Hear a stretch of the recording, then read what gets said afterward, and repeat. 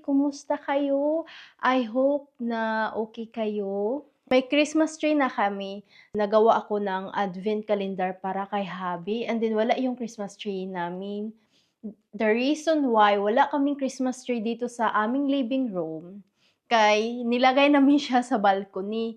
Nandito kasi sila Chris sa 1 week and then akyat-akyatan niya and hindi talaga siya makatiis kapag hindi niya akyatan kaya nilagay namin siya sa balcony and then mamaya ibalik natin dito sa loob and then mag-decorate na naman tayo dahil inaalis ko yung mga balls na nilagay ko. Nagbili ako doon sa Ollens Outlet nito.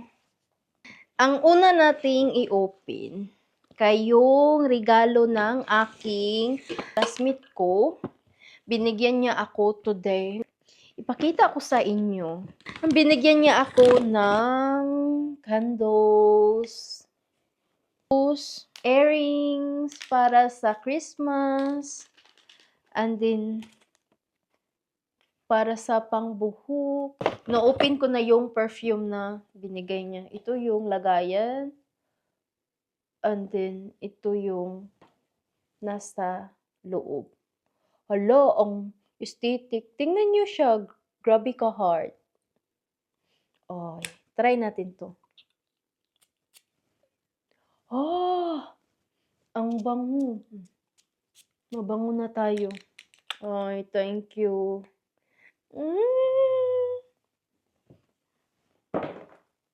Nung nandoon tayo sa Himtex, nagbili ako ng pillowcase na gusto ko lang na neutral. Grabe siya ka-soft. Kailangan talagang soft yung gamit namin na pillowcases dito sa aming living room. Kadalasan talaga pag pagod na pagod yung asawa ko dito siya sa aming sofa natutulog. So, importante talaga na comfortable yung mga things na gagamitin namin dito sa sofa. And then, nagbili din ako ng kitchen towel. Nagbili din ako ng isang bowl pang Christmas. And ito na lang yung natira. Yan siya, oh. Cute, diba? Merry Christmas. Yun lang yung ating nabili sa Hemtex. Pumunta din ako sa Cervera. Nagbili tayo nitong Stanley na pang water. Then, mag-unboxing din tayo galing sa H&M. I-open na to natin, guys.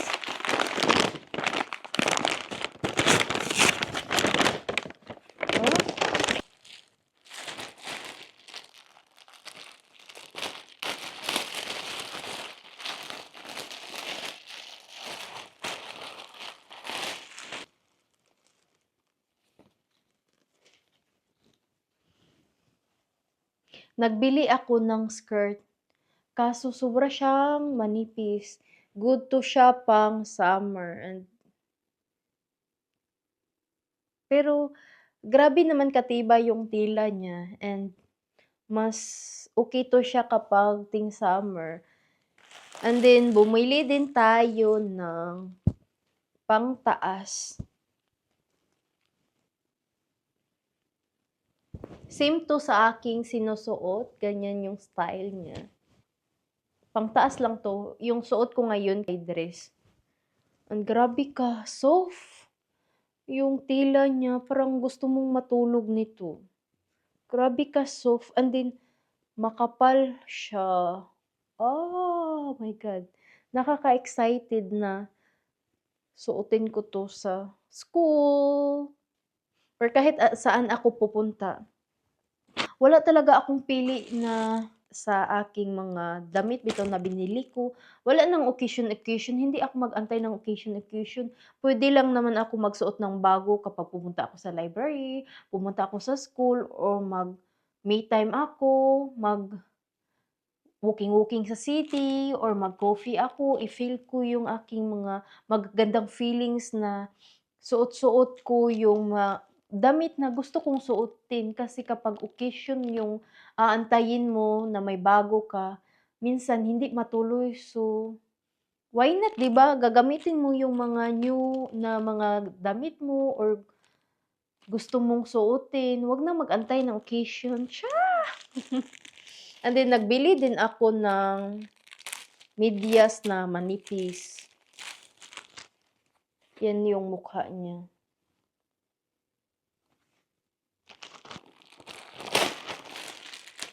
Tapos, nagbili din ako ng black na dress.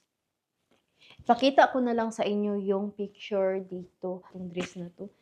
Hindi kasi makita yung style kapag isushow ko lang sa inyo ito. May slit siya.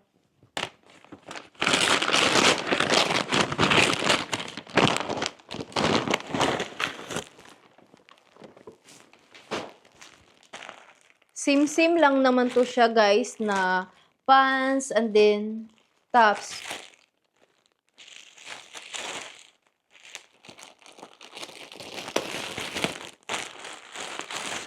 Oh my God. Ito siya.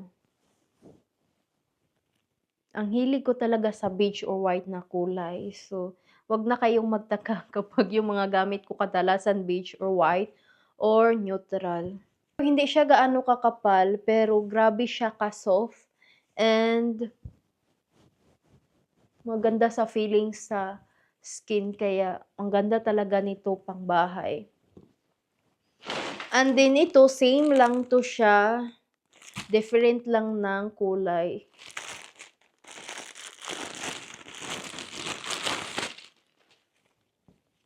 Yun.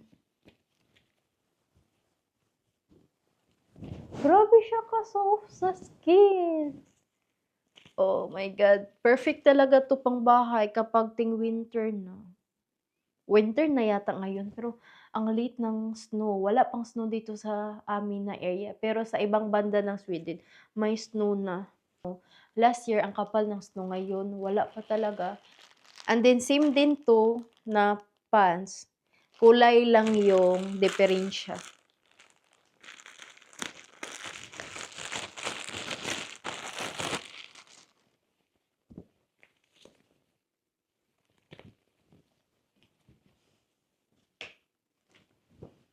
And then, apat na pang taas. Same lang to siya. Different lang ng kulay.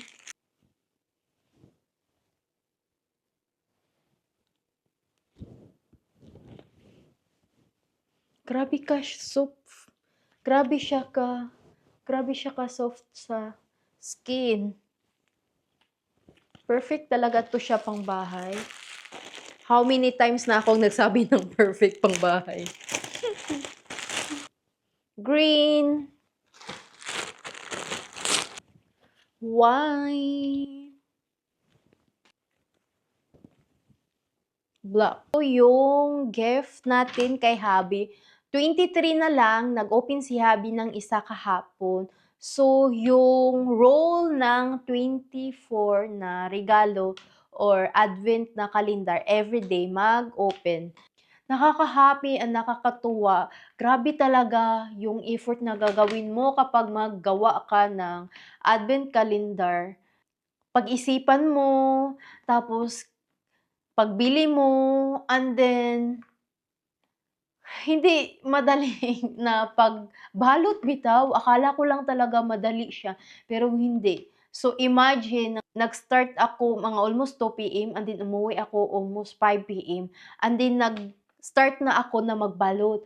Natapos ako 9 PM. Di talaga madali guys, as in, pero worth it talaga yung mga pagod ko. Kahapon nakikita ko yung reaction ni Habi, sobrang tuwang-tuwa niya and grabe siya ka-thankful.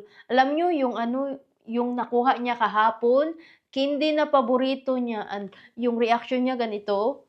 Tapos yung likod shake niya, as in nakakatuwa talaga. While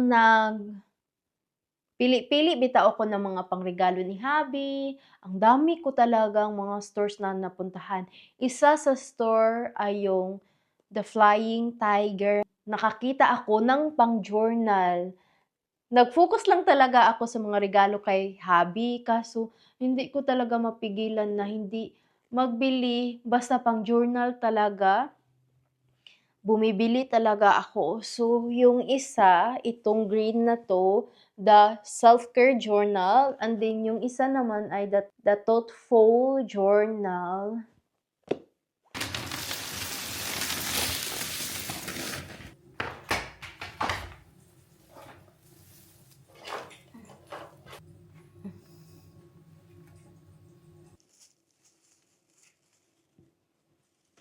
Ito yung ating kunting pang-decoration.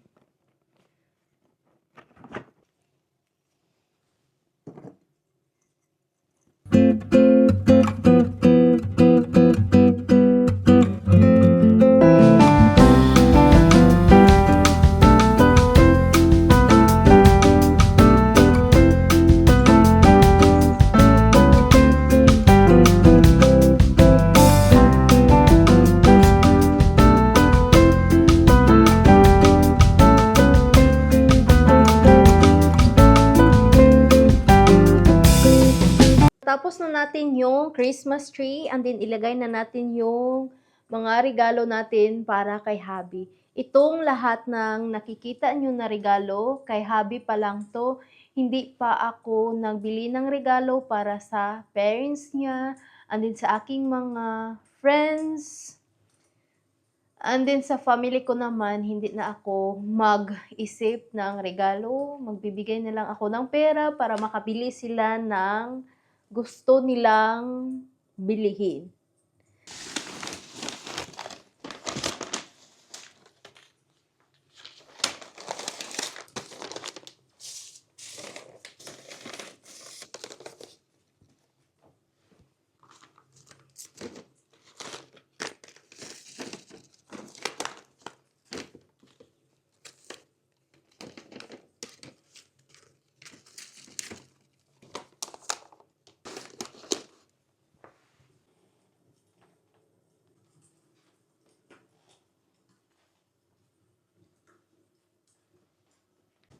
So guys, I hope na nag-enjoy kayo sa vlog na to. Thank you for watching. I love you so much guys. Bye bye.